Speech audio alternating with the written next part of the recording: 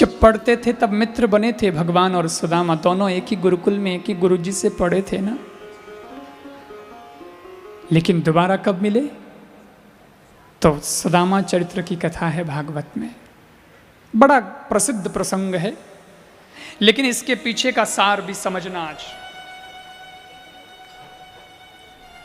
पोरबंदर में रहता है सुदामा, ब्राह्मण है, अयाचक है।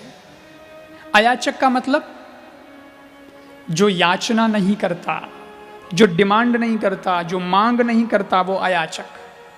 सुदामा मांगता नहीं था, मिल गया जो सहज रूप से मिल गया वो प्रभु का प्रसाद मान करके स्वीकार कर लिया, लेकिन मांगना नहीं। सुदामा का विवाह हुआ, पत्नी का नाम संत लोग सुशीला बताते हैं। सुशीला, यथा नाम तथा गुण, उसका नाम था सुशीला, तो थी भी सुशील, बड़ी गुणवत्ती थी। बच्चे हैं सुदामा के, परंतु सुदामा जी का घर कैसा बना हुआ है? घर ऐसा है कि सुदामा के घर में सूर्य भगवान की रोशनी टिमटिमाती रहती है, मतलब छत है ही नहीं। अरे खाने पीने के बर्तन नहीं है, पहनने के वस्त्र पूरे नहीं है। भोजन सुबह मिला है, शाम को मिलेगा कि नहीं इसकी गारंटी नहीं है। मिल जाएगा तो ठीक है, नहीं तो कोई बात नहीं। व्रत ही सही, उपवास ही सही, ऐसी स्थिति सुदामा की है। कभी कभी सुशीला सुदामा जी को कुछ कहने का मन करती, लेकिन देखती तो सुदामा जी तो माला में बैठे हैं। बोले ये सारे दिन माला ही फिरते रहते। एक बार कमाल हो गया, 7 दिन हो गए घर में कुछ खाने की व्यवस्था नहीं है, बच्चे भूखे मर रहे हैं। तब हैरान होकर के सुशीला गई सुदामा जी के पास में और सुदामा जी से कहा, नाथ, मैंने सुना है कि द्वारिकाधीश आपके मित्र हैं, वो द्वारिका के राजा हैं, सोने की नगरी के राजा हैं। सोने की नगरी है द्वारिका, किसी बात की कमी नहीं है उन्हें। जाइए ना उनके पास मिलने के लिए, अपने घर की स्थिति ठीक नहीं है, वो कुछ मदद कर देंगे तो अपना ठीक हो जाएगा। सुदामा ने कहा, क्या कहती हो तुम? मैं जाकर के वहां मेरे मित्र से मांगू कि भैया हमारे पास कुछ है नहीं, तुम हमारी व्यवस्था करो, हमारे कुछ मदद करो? नहीं, मैं मांगूंगा नहीं। किसी से नहीं मांगा तो मित्र से क्या? मित्र हैं तो ठीक है, लेकिन मांगूंगा नहीं। सुशीला कहती है, मैं मांगने का नहीं कहती, मैं मिलने का कहती हूं। नाथ, मिलने तो जा सकते हो? हाँ, मित्र है तो मिलने जाऊंगा, ठीक है, मिलने जा सकता हूं, पर खाली हाथ कैसे जाऊं? घर में कुछ हो तो दो, लाओ। सुशीला बोली, अगर घर में कुछ होता तो 7 दिन से बच्चे भूखे क्यों रहते? फिर भी मैं कुछ व्यवस्था करती हूं। और सुशीला गई, 4 घर से 4 मुट्ठी चावल लेकर के आई है।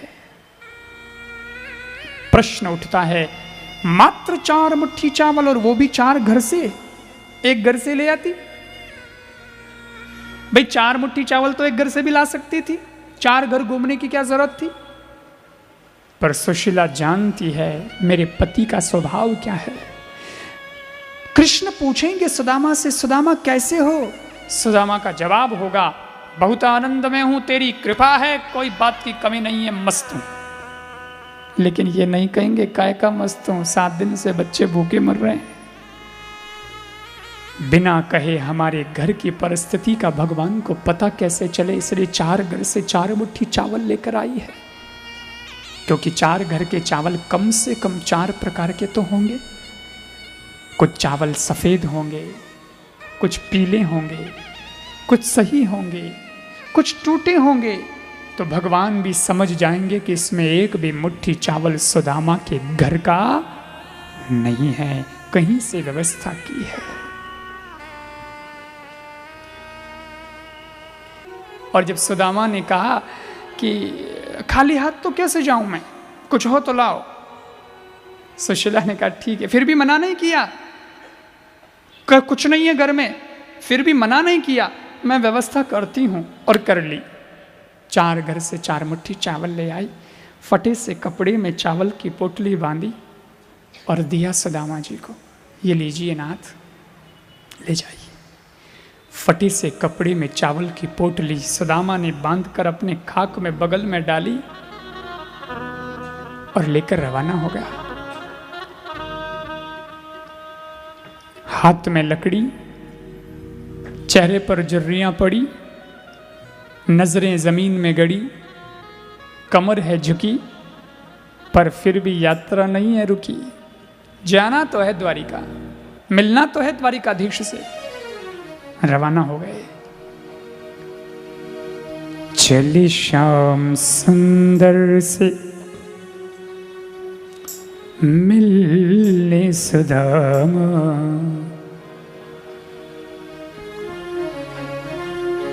गाते जाते मग में हरे कृष्ण रामा,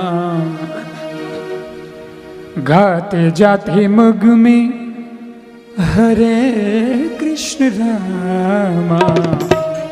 चले श्याम सुंदर से मिलने सुदामा, चले श्याम सुंदर से मिलने सुदामा, चले श्याम सुंदर से मिलने सुदामा, चले श्याम सुंदर से मिलने सुदामा।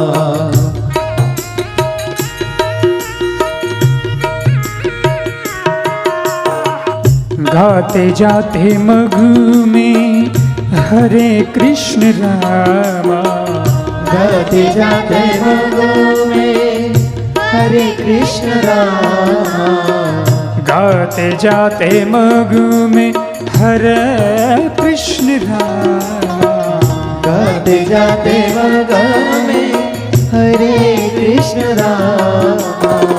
चले श्याम सुंदर से मिलने सुदामा, चले श्याम सुंदर से मिलने सुदामा।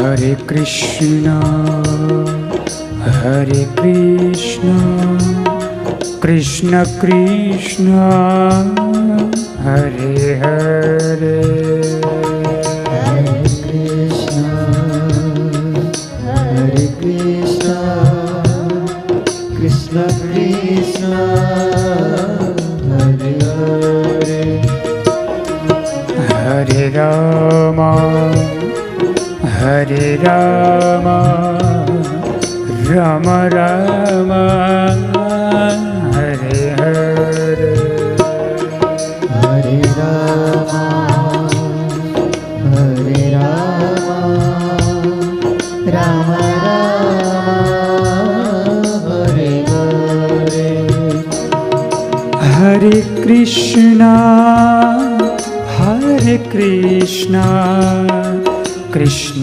कृष्ण हरे हरे, हरे कृष्णा हरे कृष्णा, कृष्ण कृष्ण हरे हरे, हरे रामा हरे रामा, राम राम हरे हरे, हरे रामा हरे रामा, राम रामा हरे हरे, हरे कृष्णा हरे कृष्णा, कृष्ण कृष्ण हरे हरे, हरे कृष्णा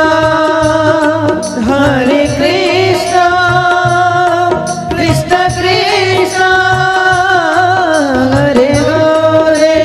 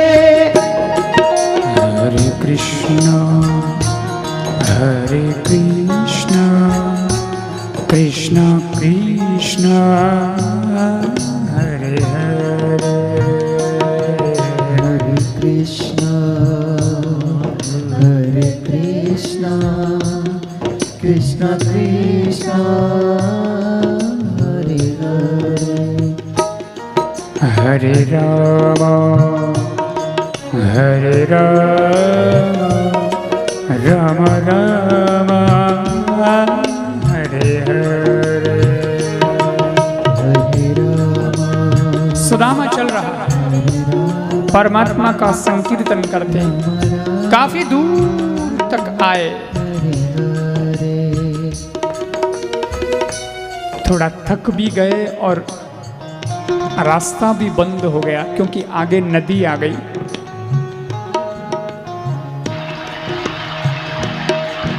तो सुदामा विचार में पड़ गया, मैं कैसे जाऊंगा द्वारिका, आगे रास्ता कहाँ है। नाविक बैठा था नाव में, नाव लगी थी किनारे से। तो सुदामा ने उससे पूछा, भाई मुझे द्वारिका जाना है, कैसे जाऊंगा। वह बोला, महाराज द्वारिका जाना है तो आपको ये नदी पार करनी पड़ेगी, फिर आगे रास्ता है, आगे द्वारिका जाओ। अच्छा, तो तुम हमें पार लगा दोगे भैया। वो बोला, हाँ हाँ क्यों नहीं, आपको पार लगा देंगे, सबको ही लगाते।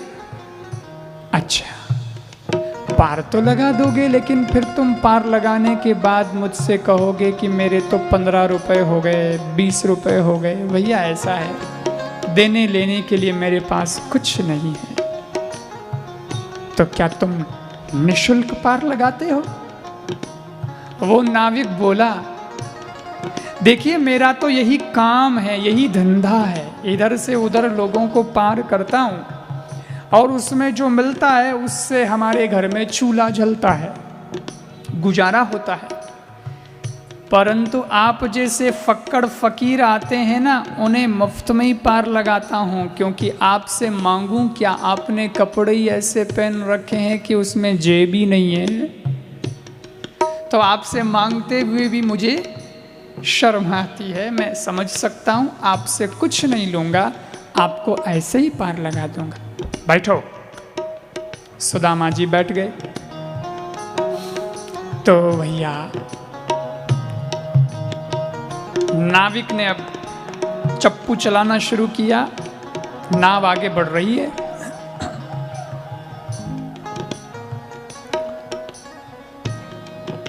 बातचीत होने लगी और बातचीत होते करते करते करते करते किनारा आ गया। सुदामा जी उतरे और नाविक से कहा कि भैया अभी कितनी दूर है द्वारिका, कितना समय और लगेगा। नाविक बोला, ज्यादा दूर तो नहीं है, परंतु आपकी गति को देख के ऐसा लगता है कि अभी 1 महीना और लगेगा। सुदामा बोले, 1 महीना, अब हिम्मत नहीं है भैया जाने की, अब नहीं जा सकता, 1 महीना तो। सुदामा जी निराश हो गए। क्या किया, नदी के किनारे रेत का तकिया बनाया, अपनी आधी धोती बिछा ली, सो गए और ऊपर आधी धोती ओढ़ ली वही नदी के किनारे, और बोले, कृष्ण तुम्हें आना हो तो आ जाओ मिलने यहाँ, आधा मैं आया आधा तुम आओ, यही मिल लेते हैं मित्र, अब मेरी तो हिम्मत नहीं है द्वारिका आने की। सुदामा सो गया, निराश हो गया, थोड़ा टूट गया, हताश हो गया। भूख लगती है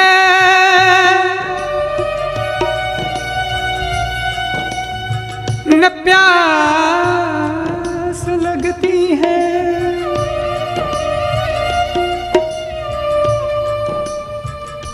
जिंदगी अब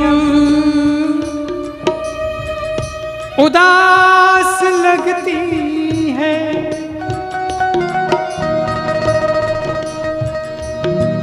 कैसे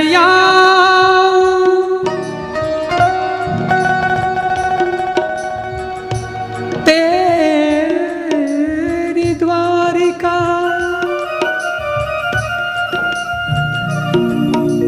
आशा भी अब निराश लगती है, आशा भी अब निराश लगती है, आशा भी अब निराशा लगती है। सुदामा तो निराश हो गया, गहरी नींद आ गई सुदामा को, पर भगवान को लगा कि अरे मेरा सुदामा थोड़ी सी दूरी के लिए द्वारिका से चूक जाएगा। भगवान ने एक विमान भेजा और वो विमान आया, मौन विमान, सुदामा जी को बैठाया विमान में, सुदामा को पता ही नहीं चला, उड़ा, द्वारिका के बगीचे में उतरा, सुदामा जी को उतारा और विमान चला गया। तब तक सुदामा नींद में ही थे, लेकिन आधे घंटे बाद सुदामा की नींद खुली तो सुदामा ने देखा, अरे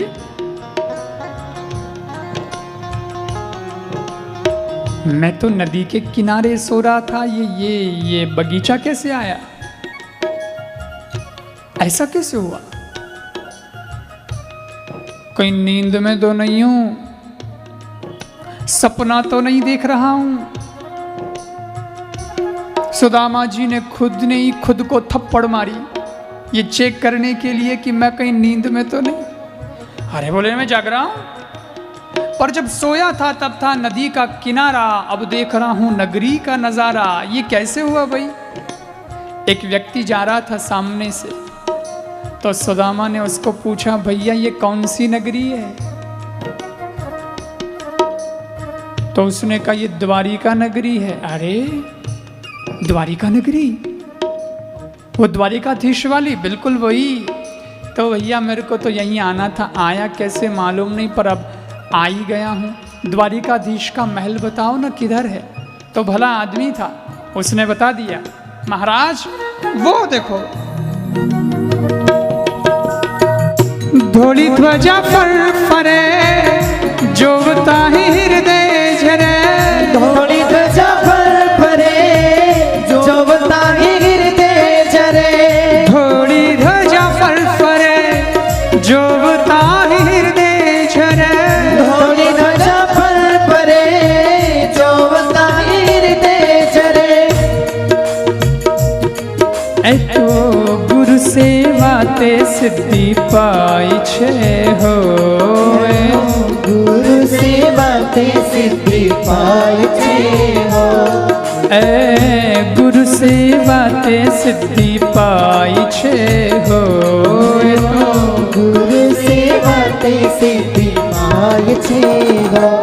जो सुदामा जी द्वारिका जाय छे, सुदामा जी द्वारिका जाय छे हो, देखो सुदामा जी द्वारिका जाय छे हो, देखो सुदामा जी द्वारिका जाय छे हो।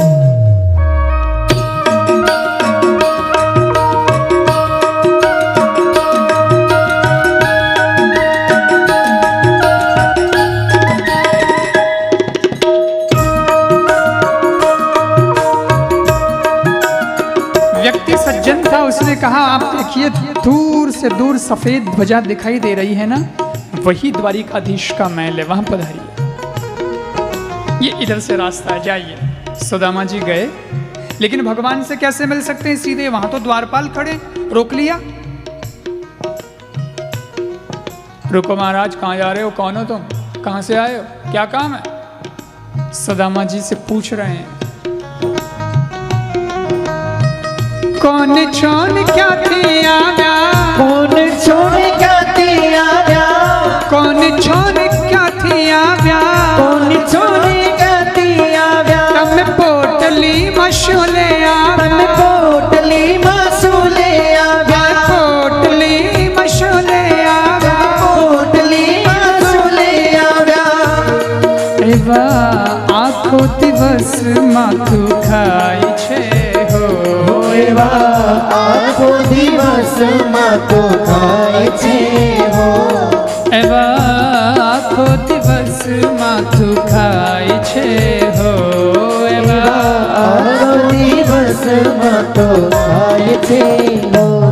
जो वो देखो जो वो सुदामा जी द्वारिका जाय छे हो। जो सुदामा जी द्वारिका जाय छे हो। द्वारपाल बोले कौन हो आप, कहाँ से आए हो, क्या काम है, किससे मिलना है? सुदामा बोले मैं पोरबंदर से आया हूं, द्वारिकाधीश से मिलना है। डोनेशन चाहिए? द्वारिकाधीश से क्यों मिलना है, कोई दानवान चाहिए?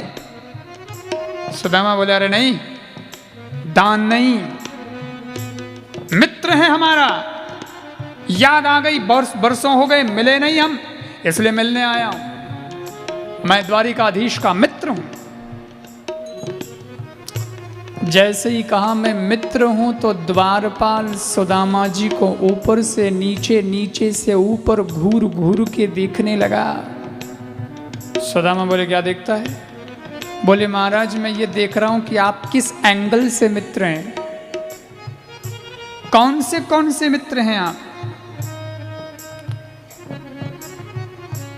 ऐसा लगता है आपने कई दिनों से भोजन नहीं किया है, पेट की गर्मी सर में चढ़ गई दिखती है, दिमाग ठिकाने नहीं है।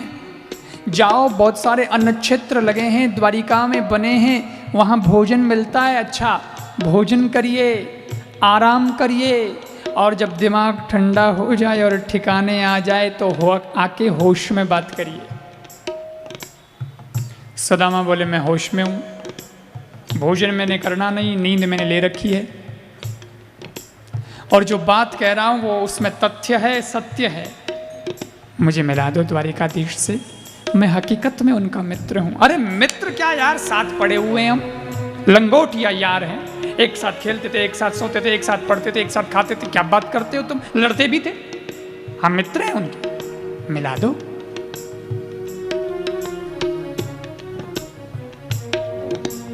एक बोला जब से भगवान द्वारिका के राजा द्वारिकाधीश हो गए हैं उस दिन से भगवान के रिश्तेदार बहुत हो गए हैं, रोज कोई न कोई आता ही रहता है, सर खाता ही रहता है। कोई बोलता है मैं मामा लगता हूँ, कोई बोलता मैं भांजा लगता हूँ, कोई बोलता मैं फला लगता हूँ, ये आया बड़ा कहता है मित्र लगता हूँ। ये दिख रहा है मित्र तुम्हें? अरे बहुत आते हैं ऐसे सर खाने वाले, जाने दो, होगा बहुत, बड़े बड़े दरबारों में कई आते रहते हैं। सुदामा बोले नहीं भैया, मैं ऐसे सर खाने वालों में नहीं हूं, कृपया मेरी बात पर ध्यान दीजिए। एक बार जाकर के कह दीजिए ना द्वारिकाधीश से कि नीचे की व्यक्ति आया है। अच्छा ऐसा करो, मेरा परिचय दे दो, जो मैं कहता हूं वो कह दो। पोरबंदर से आया है, आपका मित्र है, गुरुकुल में साथ में पढ़ा हुआ है, सहपाठी है, और सुदामा नाम है। मेरा नाम बताना, मेरा नाम है सुदामा। भगवान कहेंगे सुदामा नाम का हमारा एक मित्र है तो मैं मिल लूँगा, और वो बड़े हो गए हैं सरकार, हम जैसों को भूल जाएं और कह दें कोई सुदामा वदामा नहीं है, हमारा मित्र है ही नहीं सुदामा नाम का, मैं वापस चला जाऊंगा, तुरंत ही चला जाऊंगा, एक भी शिकायत नहीं करूंगा आपसे। लेकिन एक बार द्वारिकाधीश को कहे तो सुदामा बोला अरे द्वारपालो कन्हैया से कह दो, अरे द्वारपालो उस कन्हैया से कह दो कि दर पे सुदामा गरीब आ गया है, दर पे सुदामा गरीब आ गया है। भटकते भटकते न जाने कहाँ से,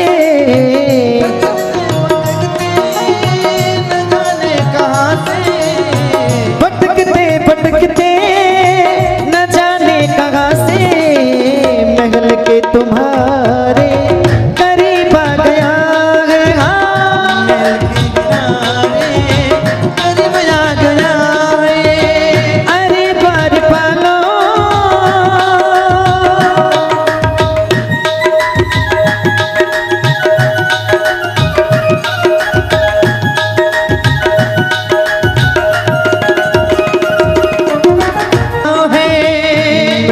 सखा बद नसीबा गया है, मिलने सखा बद नसीबा गया है। ओ अरे द्वार पालो कन्हैया से कह दो, अरे द्वार पालो कन्हैया से कह दो, मिलने सुदामा गरीब आ गया है, मिलने सुदामा गरीब आ गया है।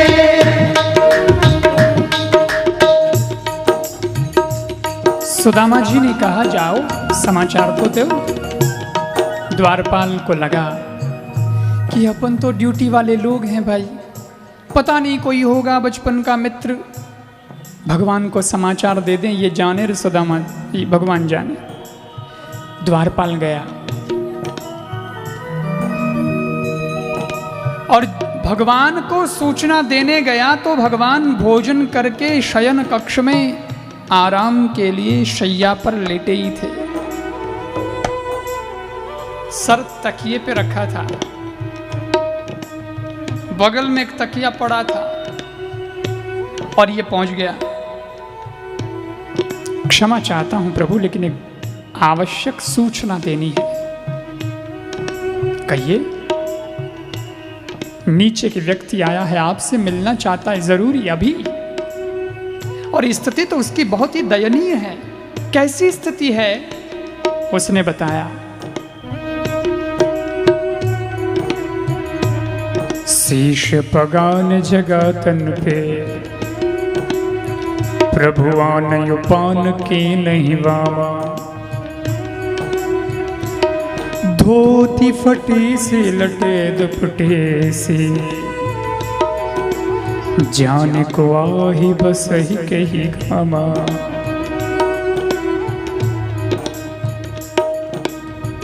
द्वार खड़ो द्विज दुर्बल देखी रयो, चक सो वसुधा अभिरामा।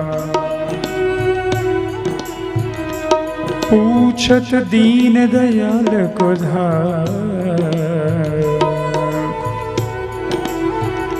बतावत अपनो नाम सुदामा, बतावत अपनो नाम सुदामा।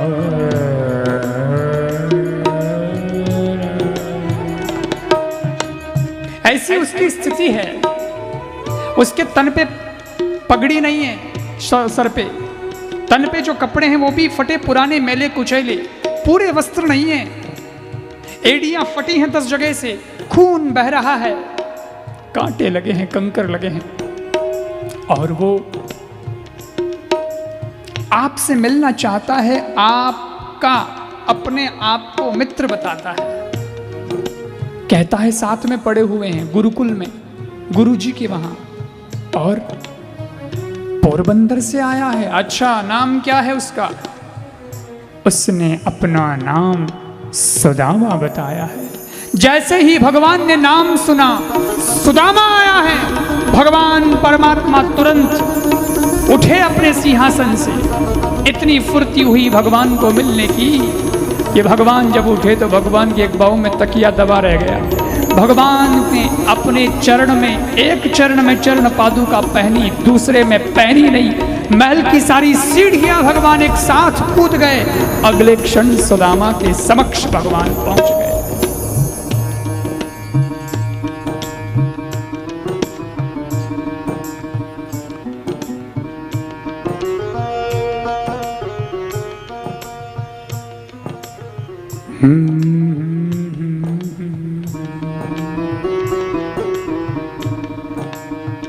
नाम सुनी ने बाला दौड़ गिरधारी, नाम सुनी ने बाला दौड़ गिरधारी, कर में लिधा छे तेरी ने,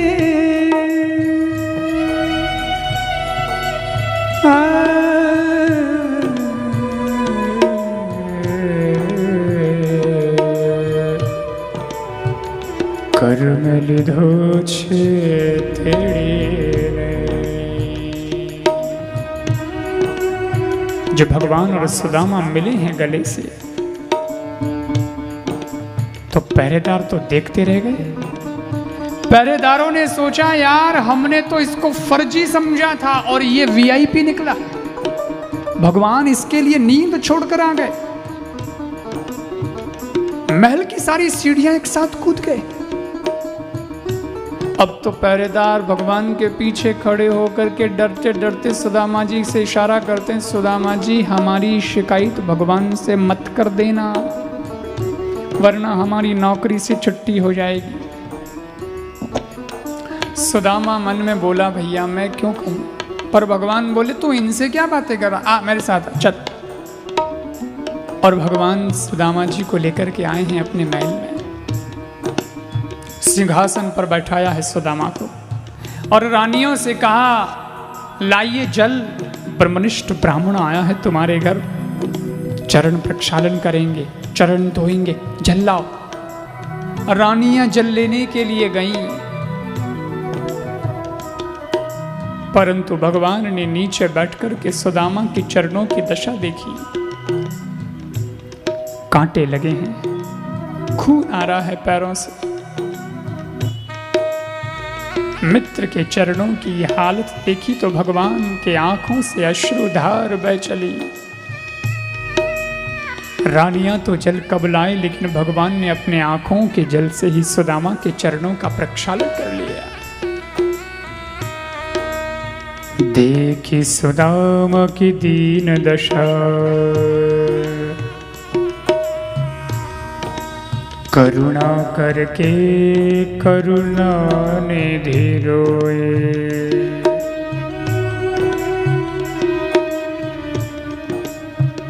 पानी पर रात को हाथ छुयो नहीं,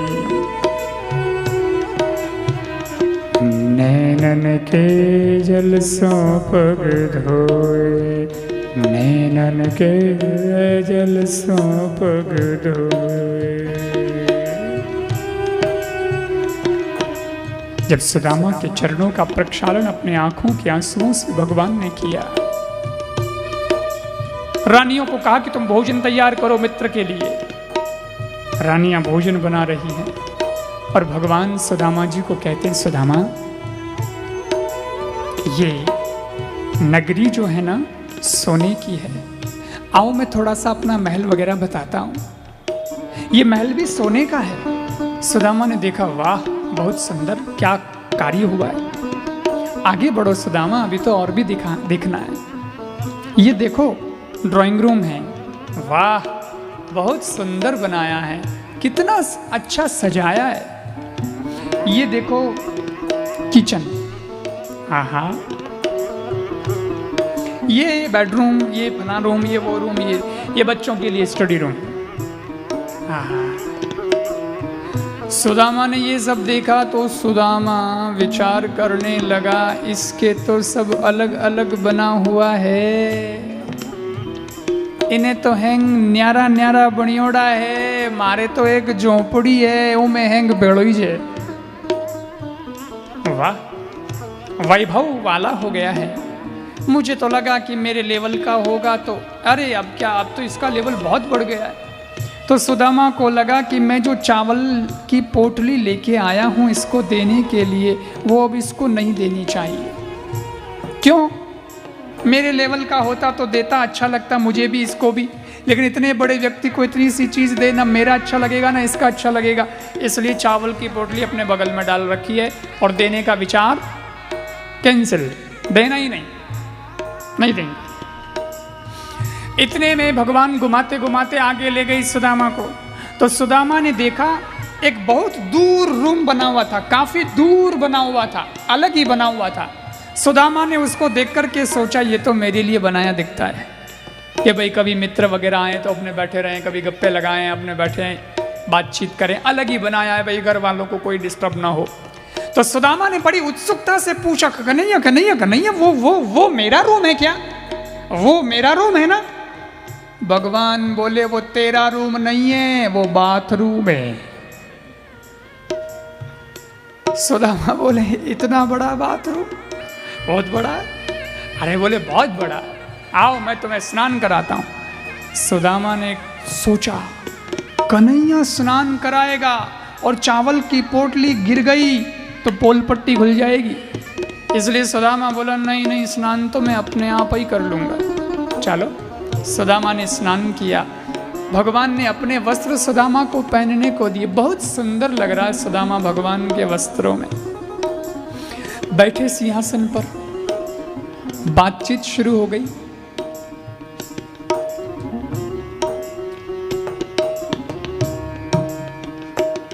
तब तक रानियों ने भोजन बनाया। लो सुदामा भोजन करो। अब कितने प्रकार के आइटम बनाए, कितने ही व्यंजन बनाए। कई प्रकार की तो दालें थी, मगध की दाल थी। सुदामा बेचारा देख के बोला कन्हैया ये क्या चंदन है ललाट पे लगाने का? अरे चंदन नहीं, ये दाल है खाने की। अच्छा अच्छा अच्छा। फिर भगवान सुदामा जी से बातचीत करते हुए बोले सुदामा तेरे को याद है बचपन में हम दोस्त तेरे को बहुत चिढ़ाते थे और कहते थे सुदामा तू बड़ा होके शादी करेगा, विवाह करेगा? तो तू क्या कहता था? शादी वादी नहीं करना। अरे नहीं नहीं, शादी नहीं करूंगा। वो तो बचपन की बात थी, लेकिन बड़े होने के बाद तूने शादी की या नहीं? तो सुदामा बोला शर्मा के कन्हैया शादी की, तभी तो ये हालत हुई है। शादी की? अच्छा शादी की और तूने भाभी जी से मिलाया ही नहीं? अरे शादी भी कर ली, मित्र को बुलाया ही नहीं, पत्रिका ही नहीं भेजी। भले आदमी पत्रिका भेजता, मैं भी आता शादी में, ऐसे कैसे? मित्र ऐसा होता है? सुदामा बोले अरे भैया अब क्या बताऊं, ऐसी स्थिति थी, शादी हो गई, कुछ पता ही नहीं चल पाया और बस अब जैसे भी हुआ सो हुआ। अब देखो दोबारा तो शादी हो नहीं सकती, तेरे को नहीं बुला पाया उसके लिए क्षमा, माफ़ी चाहता हूँ भाई। भगवान बोले वो तो ठीक है, लेकिन तेरे पत्नी का नाम, भाभी का नाम क्या है? कुछ परिचय तो दे, नाम बता। सुदामा बोला नाम नहीं बताऊंगा। अरे बता दे। नहीं नहीं नहीं बोलूंगा, मुंह से नहीं लूंगा। अरे ले ले, मित्र हूं तेरा। अच्छा सबके सामने नहीं तो धीरे से कान में कह दे बस। बहुत जिद की भगवान ने, तो सुदामा धीरे से भगवान के कान में बोला तेरी भाभी का नाम है सुशीला, और जैसा नाम है वैसी गुण वाली है। लेकिन सुदामा बोले ओए कन्हैया मेरे को सब पूछ भी लिया, मैंने सब बता भी दिया, तेरा क्या है तू भी तो बता, तूने शादी की या नहीं?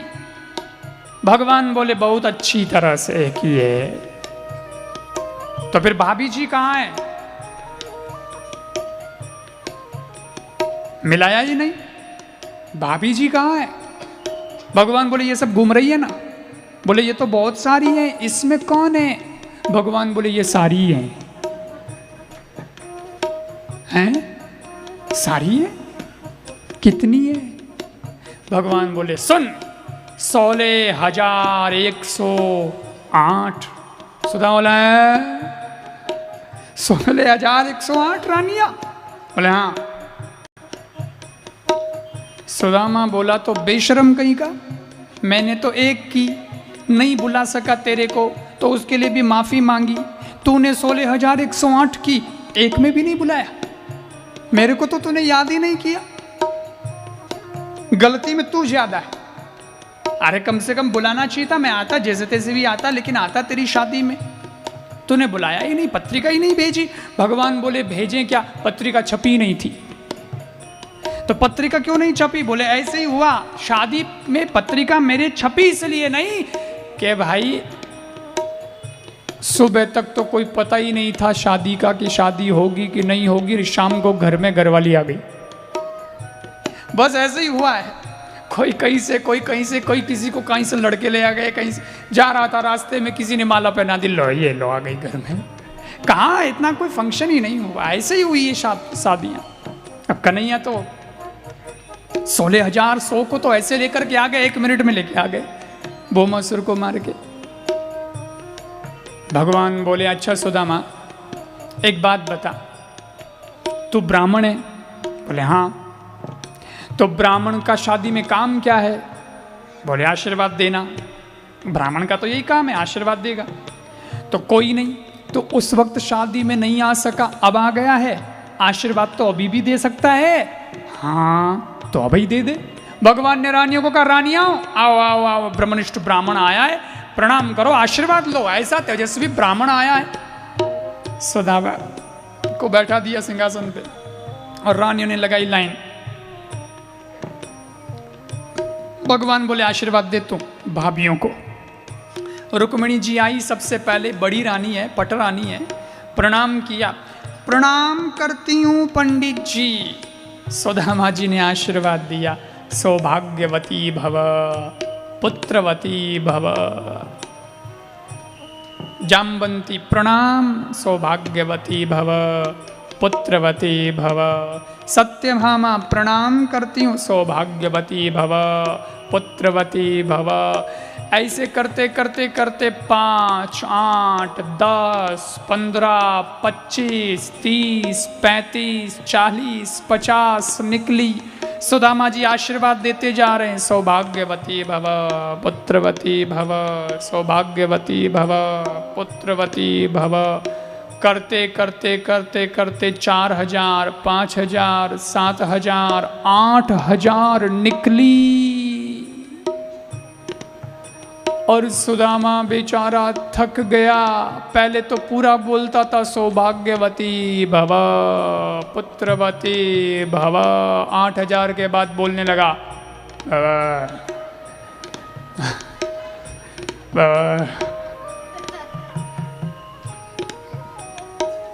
और फिर तो कंठ दुखने लगा आशीर्वाद बोलते बोलते। तो भगवान को बुला के पूछा, एक कन्हैया इधर आ, एक बात पूछनी है। हाँ हाँ पूछो। अरे नहीं कान में पूछनी यार, सबके सामने नहीं पूछी जाती। हाँ ठीक है। भगवान ने कान आगे किया। सुदामा बोला अभी कितनी और बाकी है? भगवान बोले आधी आई है, आधी बाकी है। अभी आधी बाकी है? हाँ अच्छा अच्छा ठीक ठीक। बाबा बाबा अब जब 10-12 हजार निकली तो बेचारे का हाथ दुखने लगा। अब तो हाथ ही ऊपर नहीं हो रहा आशीर्वाद के लिए। ना बोले तो कोई नहीं, पर हाथ तो धरे, अब हाथ ही नहीं धरा जा रहा। तो सुदामा की हालत खराब। सुदामा बोला कन्हैया इधर आ। हाँ क्या हुआ? अरे एक बात कहनी है। हाँ तो कह दे। अरे बोले सुन तो सही, इधर आ। फिर भगवान नजदीक आए। सुदामा बोला ये जो आशीर्वाद की भीड़ आई है, इसमें आशीर्वाद लेने वाली सब अपनी है कि कोई बाहर से आई है? अरे सब अपनी है, अपनी है, बाहर का कोई नहीं है। अच्छा अच्छा अच्छा अच्छा। नहीं देख मैं इसलिए पूछ रहा हूं कि अब मेरा हाथ दुखने लग गया है, अब मैं आशीर्वाद नहीं दे सकता। भगवान बोले सुदामा ऐसे कैसे होगा? आशीर्वाद क्यों नहीं दे सकता? सबको देना पड़ेगा, नहीं तो मेरे घर में लड़ाई हो जाएगी ना। आधी को दिया आधी को देगा ही नहीं तो घर में लड़ाई नहीं हो जाएगी। ऐसे घर में लड़ाई करा के जाएगा। सुदामा बोला मैं तेरी सब रानियों को आशीर्वाद दूंगा तो मैं ऊपर पधार जाऊंगा, मेरा राम नाम सत्य हो जाएगा भाई। अच्छा एक काम कर, ये सब तेरी रानियां हैं, बेशक मेरी रानियां हैं, तो मैं तेरे को आशीर्वाद दूंगा, उसका फल तेरी सब रानियों को मिलेगा कि नहीं मिलेगा? बिल्कुल मिलेगा, मैं इनका पति हूं तो मिलेगा। सुदामा बोले तो फिर तू पति तो एक ही है, तू ही आ जा ना, आशीर्वाद ले ले, सबको फल मिल जाएगा, तेरी सब रानियों को मिल जाएगा, सबको अलग अलग क्यों? भगवान समझ गए कि सुदामा थक गया, परेशान हो गया बेचारा। रानियों से कहा देवियों रुक जाओ और मुझे आशीर्वाद लेने दो। इस बार भगवान आए हैं और भगवान ने सुदामा के चरणों में प्रणाम किया है। और सज्जनों, भारत के ब्रह्मनिष्ठ ब्राह्मण से तो भगवान भी आशीर्वाद लेते हैं। सुदामा ने आशीर्वाद दिया आयुष्मान भव। फिर बैठे, बातचीत होने लगी, पर भगवान ने नोट किया कि जब से सुदामा आया है तब से अपने बाहों में कुछ छुपा रहा है। भगवान ने पूछा, सुदामा तेरे बाहों में क्या है, खाक में क्या है? सुदामा शर्मा रहा था कि भाई अब क्या बताएं, ये तो बड़ा व्यक्ति है, तो चावल की पोटली का जिक्र करना नहीं है। इसलिए सुदामा कुछ नहीं बोला, शर्मा गया। भगवान ने दूसरे तरीके से पूछा, ऐसे नहीं बताएगा। तो भगवान बोले, सुदामा ये तेरा एक कंधा है ना, ये ऊंचा ऊंचा लगता है, लेवल बराबर नहीं है, क्या बात है? तो सुदामा बोला, ये देख तेरे को वहम बहुत होता है, लेवल बराबर ही है ना, बराबर कुछ नहीं है ऐसे।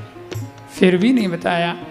तब भगवान समझ गए सुदामा शर्मा रहा है, शकुचा रहा है कि ये तो द्वारिका का नाथ हो गया, मैं तो झोंपड़ी में रहने वाला, मैं कैसे इसको चावल की पोटली दूं। लेकिन भगवान ने सुदामा को बताया, यह कौन क्या लाता है ये नहीं देखा जाता, पर कौन किस भाव से लाता है ये देखा जाता है। वस्तु का महत्व नहीं है, भाव का महत्व है। इस बार भगवान ने अपना हाथ आगे फैलाया, सुदामा के बाहु से चावल की पोटली छीन ली, खोली, चिवड़ा। भगवान ने एक मुट्ठी चावल का भोग लगाया, सुदामा के घर बहुत सारी धन संपत्ति भेज दी। दूसरी मुट्ठी चावल का भोग लगाया, कुबेर का धन सुदामा को दे दिया। सुदामा की किस्मत में लिखा था श्री क्षय, यानी उसको लक्ष्मी नहीं मिलेगी। भगवान ने उल्टा कर दिया, यक्षक श्री, यानी उसको कुबेर का धन मिलेगा। भाग्य पलट दिया। दो मुट्ठी में ही भगवान ने सुदामा को सब कुछ दे दिया। तीसरी मुट्ठी में भगवान लक्ष्मी को भेजने वाले थे, जो लक्ष्मी यहाँ रुक्मिणी बन करके आई हैं। और मन ही मन रुक्मिणी भगवान से कहती हैं, प्रभु मुझे मत भेजना, बाकी सब दे दो, लेकिन मुझे अपनी चरणों की सेवा में रखना। मन में तो कहती हैं ये, लेकिन बाहर से ये नहीं कह सकती ना, लीला खुल जाएगी।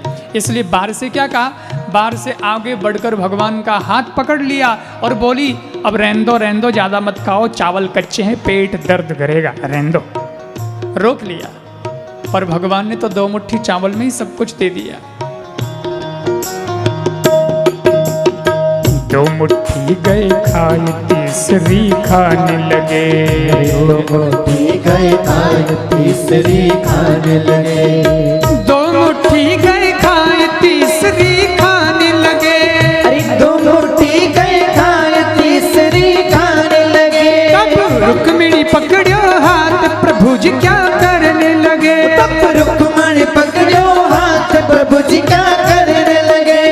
रुक्मिणी पकड़ो हाथ, प्रभु जी क्या करने लगे। रुक्मिणी पकड़ो हाथ, प्रभु जी क्या करने लगे। तीन लोग जो इनको दीने हो गए बेघर बार। तीन लोग जो इनको दीने हो गए बेघर बार। तीन लोग जो इनको दीने हो गए बेघर बार। तीन लोग जो इनको दीने हो गए बेघर बार। चावल की पोटली ले आयो मोहरे के द्वार। चावल की पोटली ले आयो है मोहन के द्वार। और जब कयो ब्राह्मणी हुयो सुदाम तैयार। बार बार जब कयो ब्राह्मणी हुयो सुदाम तैयार। बार बार जब कयो रे ब्राह्मणी हुयो सुदाम दयार। बार बार जब कयो ब्राह्मणी हुयो सुदाम तैयार। चावल की पोटली ले आयो मोहन के द्वार। चावल की पोटली ले आयो है मोहन के द्वार। चावल की पोटली ले आयो मोहन के द्वार। चावल की पोटली ले आयो है मोहन के द्वार। आयो है मोहन के द्वार। आयो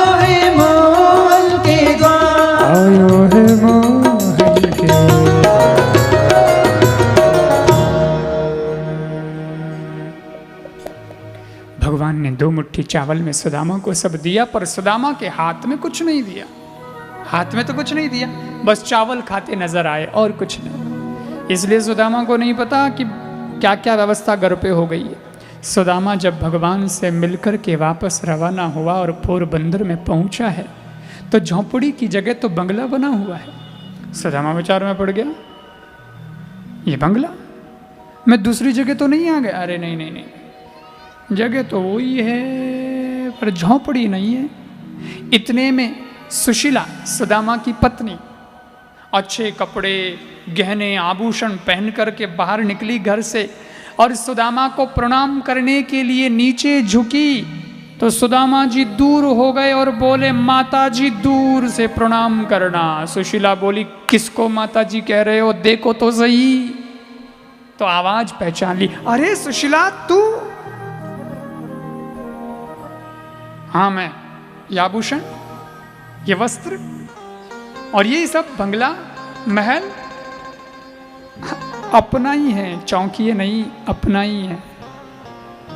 गहने असली हैं क्या आर्टिफिशियल है? अरे असली हैं। अच्छा अच्छा अच्छा अच्छा, ये असली गहने हैं अपने पास, ये कैसे हुआ? बोले, मैंने कहा था ना आप द्वारिकाधीश के पास जाइए, वो बिना मांगे ही आपको सब कुछ दे देंगे। तो क्या ये द्वारिकाधीश ने दिया है? जी हाँ, ये द्वारिकाधीश की कृपा से हुआ है, उन्हीं ने सब भेजा है। सुदामा की आंख में आंसू आ गए, वारे कृष्ण, क्यों किया ये सब तूने? देवी, उसने तो मदद कर दी, पर मेरा विचार तो यह है कि अगर हम इस सब संपत्ति में फंस गए तो उसका भजन कब करेंगे, उसकी माला कब फेरेंगे? इसलिए मेरा निवेदन है, कहाँ चाहिए अपने को इतना, अपने को इतना कहाँ चाहिए?